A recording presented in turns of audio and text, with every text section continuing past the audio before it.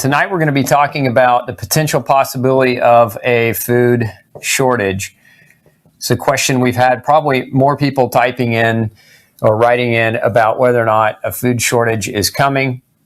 Nobody can probably truly predict whether this is going to happen, but there's an old saying, I like the saying that chance favors the prepared, or, planning or failing to plan is planning to fail. Add your cliche in if you'd like to add another similar one. But what are we talking about with a food shortage? So really, ultimately, what we have to do is we have to talk about what we know. What do we know at this point?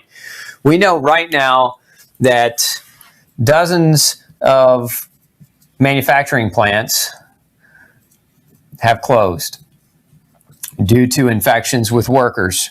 So we also know that, we've got just as many farms, just as many farmers. That hasn't changed. So farmers, the actual supply chain itself, we're still growing. We're still growing. We're still producing animal foods. We're still producing plant-based foods. So this is the same. No change, right? No delta, no change. But what we know is that this feeds the plants, and then the plants process these things, and then they will deliver to restaurants, and they will deliver to grocery stores. And one of the things that we know with restaurants is that a number of these plants have reduced their output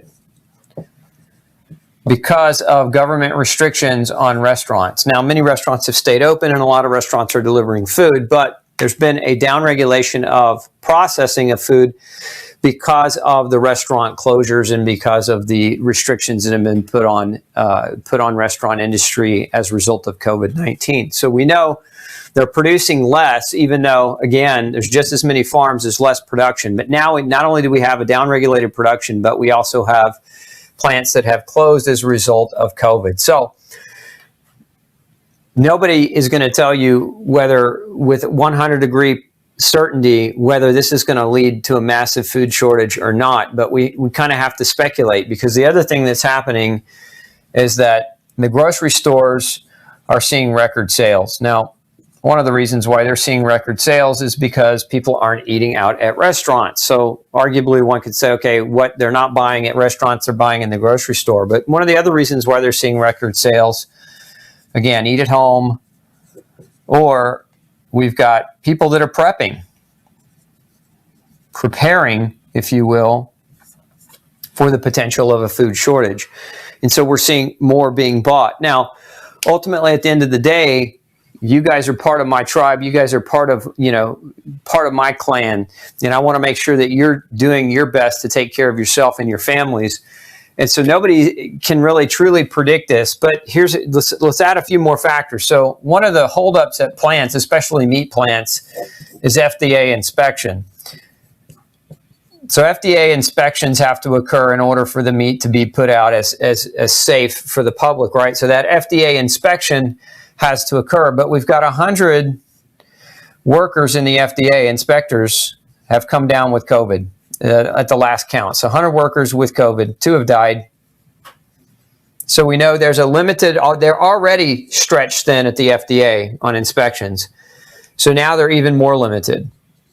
So again, there's a slowing of the process of inspection. There's just as much food being produced, but the quantity being put out by the plants is reduced for several reasons. One, the restaurants don't have as much of a demand. 2, FDA inspections are taking longer because of sick workers or minimized degree of workers.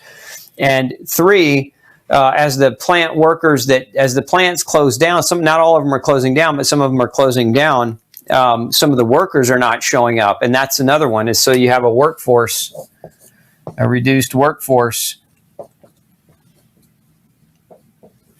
And so all those things kind of combine together to create the potential for less food availability as a possible foreseeance in the future. And you just want to be potentially ready for that, especially those of you who are following.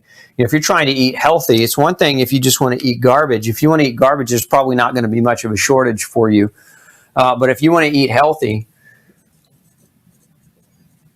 then you better be prepared. And so those of you, I had somebody that I was talking to last week that, they went to see a GI doctor. Their GI doctor didn't want to accept the fact that every time this person ate gluten, that it gave them massive migraines and gave them neurological pain. So the doctor wanted to do GI testing. So they basically recommended that person eat gluten for 2 weeks before coming in to get a biopsy. And what ended up happening to that person was it set that person back tremendously. It's actually set that person back for many, many months of illness just to plan for a test. So think about that in terms of those of you who are trying to be grain-free, gluten-free, grain-free.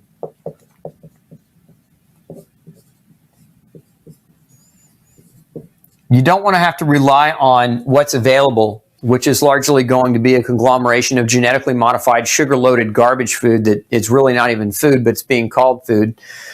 You want to be able to eat healthy, because if you deviate, and many of you are this way, and as a matter of fact, raise your hand if you're this way. Raise your hand if you deviate from a grain-free diet, that it wrecks your health. Just say, yes, it wrecks my health in the subject line there. You've got to prepare to be able to eat healthy, because what's going to be available, so availability. So with all this happening, maybe we don't run out of food, okay? But maybe the availability of healthy food is greatly diminished. And if you're one of the hundreds of thousands of people, potentially millions of people, well, there's 46 million people with autoimmune disease in the U.S. alone, estimated. So if you're one of those individuals that when you deviate from your diet, it actually reactivates your autoimmunity, and you're not planning ahead and you're not getting ready and getting ahead of this, you're going to struggle in a very, very big way. And I don't want to see any of my tribe actually struggling. I don't want to see anybody having to struggle, but particularly you guys, because you're here with me every week learning and empowering yourself. So you've got to prepare for the possibility that reduced availability of healthy food it's going to be harder to come by.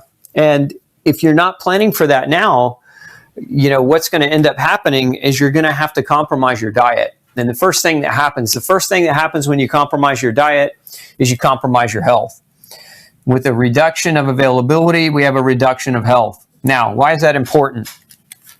Let's talk about this in a few different ways. Number one, it's important because when your health is deteriorated, this also reduces your ability to think clearly and intelligently, which reduces your ability to take intelligent and clear, concise action, should you need to. Family member's sick, you're sick, etc. And so your inability or your reduction for your capacity to think and to take action is diminished. Then those actions, what are some of those actions that keep you healthy, right? Your exercise, your sunshine. Two very, very important ones, exercise and sunshine and movement.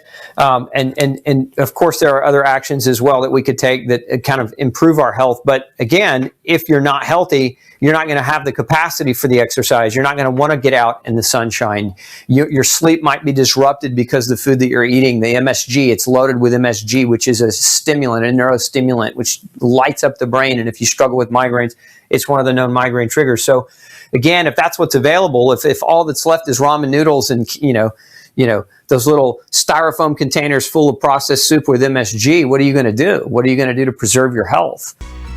Hey, don't forget to check out the rest of the series right here. Make sure you hit subscribe below. And as always, thanks for tuning in.